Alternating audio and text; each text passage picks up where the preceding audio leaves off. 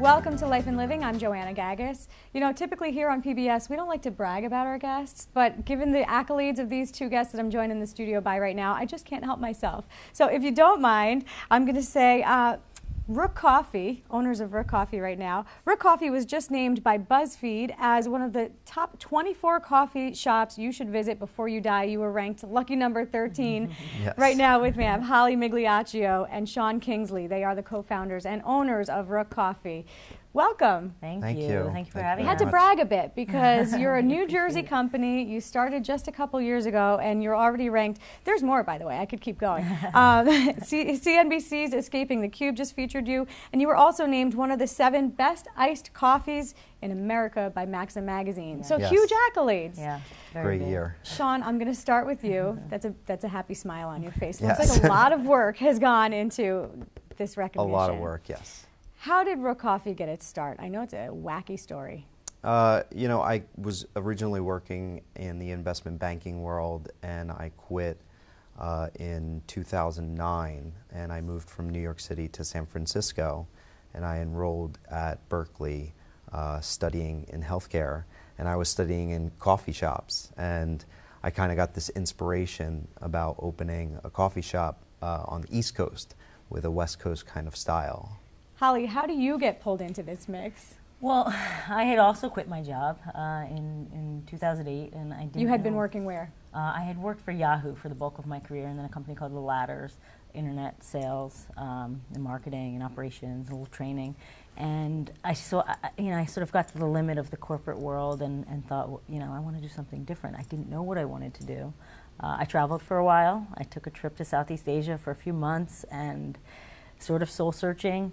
And my layover home was a stop off in San Francisco, and Yahoo had me working there for a couple years previously, so I knew the city.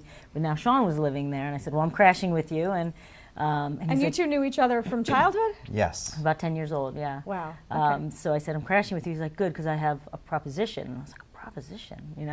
And it was, he had been in coffee shops on the West Coast, and I knew the West Coast. I knew the coffee culture from having lived there. And What is the coffee yeah. culture in the West Coast? Is this a thing, like West Coast coffee shops?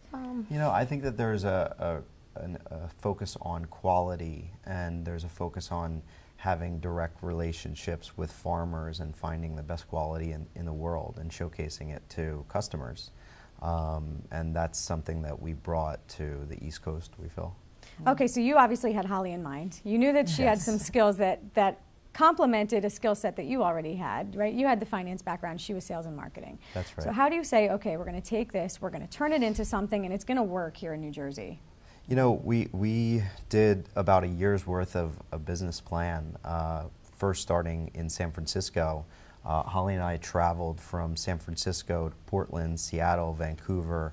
We went to over 100 coffee shops in that region, collecting information and learning the business. But what tangibly did you say, okay, is going to work in New Jersey? This is the model. Break down the model of what Rook is and why it's successful. Well, Rook, it's focused on finding the best quality coffee, roasting it ourselves, and then grinding and brewing every single cup. Every cup is made to order? Every single cup is made to order, and we don't do any espresso in any of our shops. It's just plain, simple American-style coffee.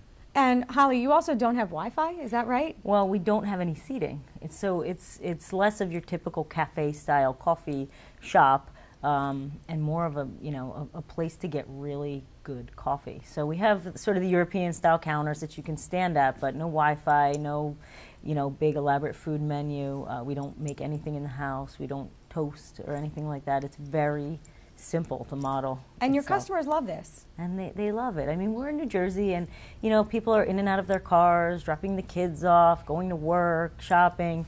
So the model, we don't have drive-through at this point or anything like that, but the model does work for our area in Monmouth County. Yeah.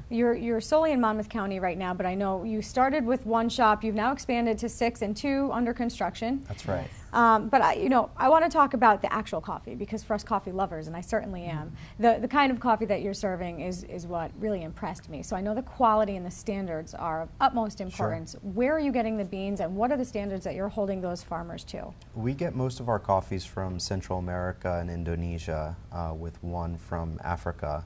And most of the coffees that we buy are direct from either farmers or cooperatives, so we know exactly who we're buying from. We taste all coffees from those regions. Do you visit those regions? We do. Holly and I actually just got back from Guatemala visiting with the farmer that we buy from year in and year out.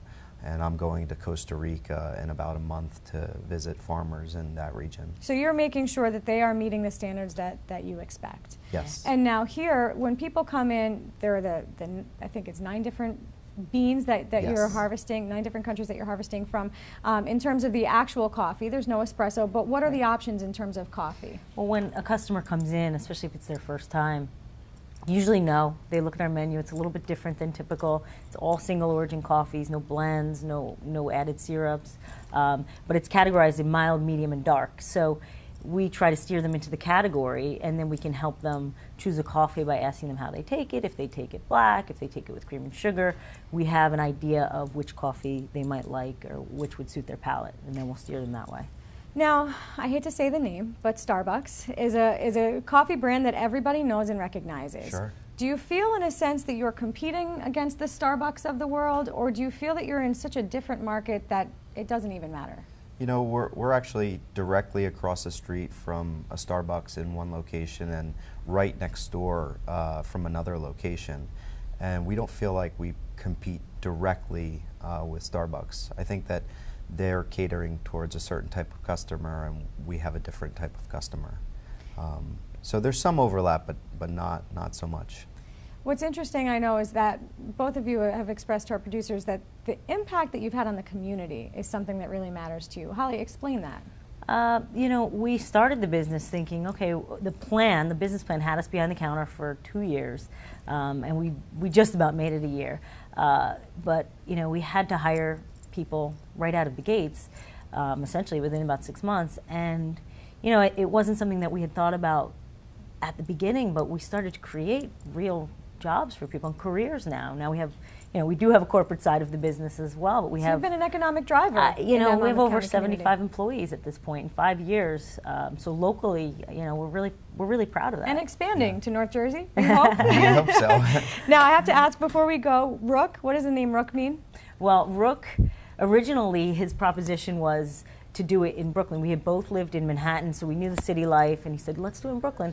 And when we started to do our research, we decided on Rook because the word Rook is inside the word Brooklyn. Then we said, now we're going to call Rook? it Jers. You know? Jers. But the bird is a black crow, also a rook, and that's where the logo came from.